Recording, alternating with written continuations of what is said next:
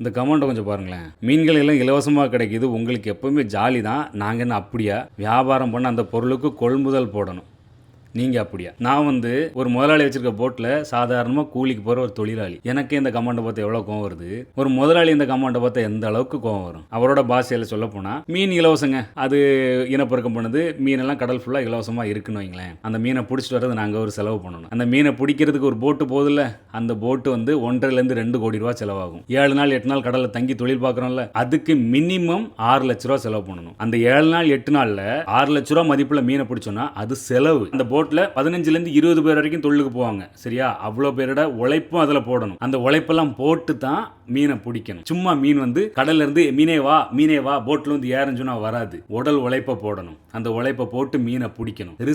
அந்த ரிஸ்க் எல்லாம் எடுத்து தான் மீனை பிடிக்கிறோம். அப்படி பிடிச்ச மீன்ல 6 லட்ச ரூபா செலவுன்னு சொன்னேன்ல, அந்த 6 லட்ச ரூபா போக மீதி இருக்கிற காசு இருக்கு தெரியுமா, அதுல ஓனர் 60 இல்ல 65 எடுப்பாங்க.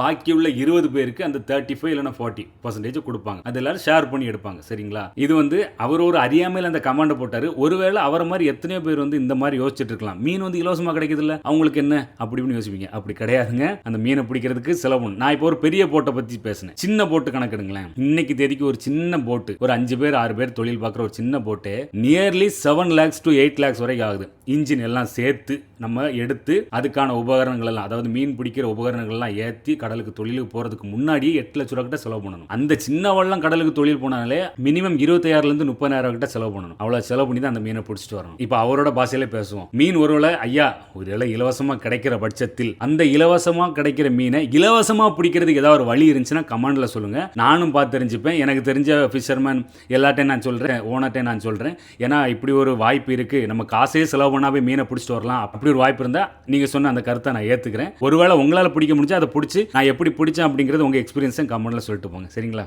டாடா பாய்.